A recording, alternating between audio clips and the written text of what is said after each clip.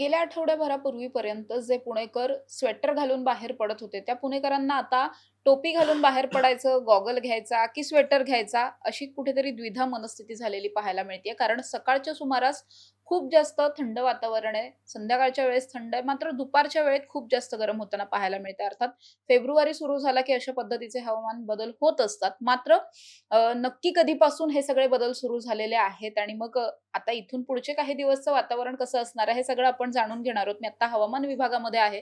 माझ्याबरोबर हवामान तज्ञ डॉक्टर एस.डी. सानप सर आहेत. सर, काय सांगाल, अचानकपणे इतक्या जास्त प्रमाणात गरम व्हायला चालू झालेलं आहे, तापमान जास्त कमी होताना पाहायला मिळतं?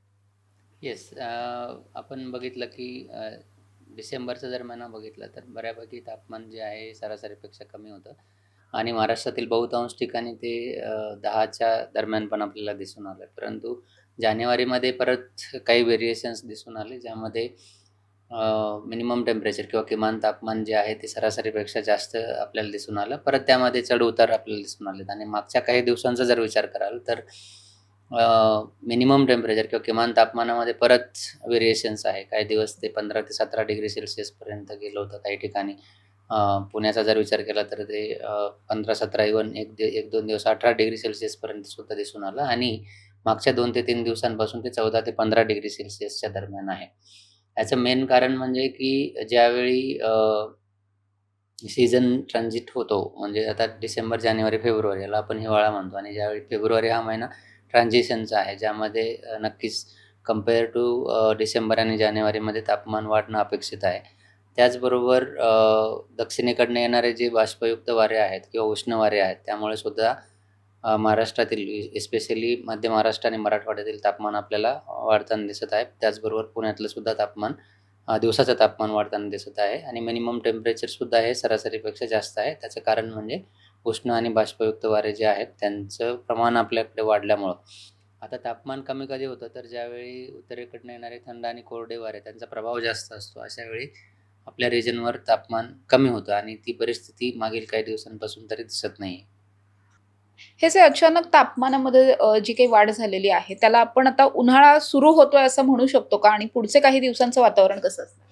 उन्हाळा सुरू होतं असं म्हणता येणार नाही, कारण जर आपण तापमान जर बघितलं आणि त्याची जर कंपॅरिझन आपण सरासरी तापमानाबरोबर केली तर ते 1 ते 2 डिग्री सेल्सिअस फक्त कमी किंवा जास्त आहे. त्यामुळं आपण उन्हाळा सुरू झाला असं याला म्हणता येणार नाही. परंतु नक्कीच तापमानामध्ये सरासरीपेक्षा वाढ झालेली आहे असं आपण म्हणू शकतो. पुढचे काही दिवसांचं वातावरण? पुढच्या काही 5 ते 7 दिवसांचा जर आपण फोरकास्ट किंवा अंदाज जर बघितला तर असं दिसून येत आहे की तापमान हे ह्याच रेंजमध्ये असण्याची शक्यता आहे आणि 1-2 डिग्रीचं चढ-उतार आपल्याला दिसून येऊ शकतो. परंतु खूपच जास्त तापमान वाढेल किंवा खूपच कमी होईल अशी परिस्थिती तरी आता दिसत नाही आहे. सर, फेब्रुवारी लागला की सगळ्यांना एक उत्सुकता असते की यंदाचा उन्हाळा कसा असणार, आणि आपल्याकडे आपण फॉरकास्ट जरी कमी वेळाचा काढत असलो तरी एक अंदाज असतो की यंदाचा उन्हाळा कसा असू शकतो. तर काय सध्या वाटतंय की कसा असेल उन्हाळा? येस, आपण उन्हाळ्याचा जो फोरकास्ट आहे मार्च, एप्रिल आणि मे, याला आपण प्री मान्सून सीझन असं म्हणतो किंवा उन्हाळा म्हणतो आपल्याकडे. तर त्याचा जो अंदाज आहे तो या महिन्याच्या अखेरीस दिला जातो. तर त्यावेळी आपल्याला नक्की पूर्ण सीझनचा ओव्हरऑल पिक्चर कसा असणार आहे किंवा तापमान कसं असणार आहे त्याची माहिती आपल्याला त्यावेळी मिळेल. आता तरी आपल्याला वाट बघावी लागेल. येस.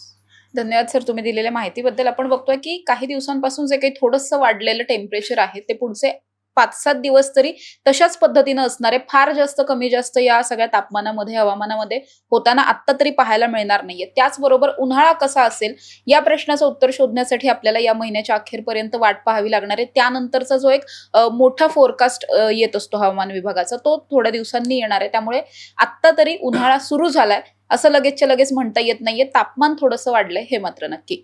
कॅमेरा पर्सन शिवाजी साळुंखेंसह समृद्धी जाधव, टॉप न्यूज मराठी, पुणे.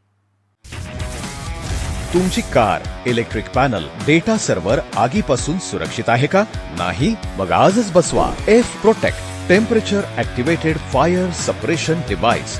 यामध्ये आहे eco friendly non toxic pressurised liquid, जे आग लागल्यास क्षणार्धात ॲक्टिवेट होऊन आगीवरती मिळवते नियंत्रण. बसवण्यास अतिशय सोपे आणि सुटसुटीत टेकालिपचे एक दर्जेदार उत्पादन एफ प्रोटेक्ट.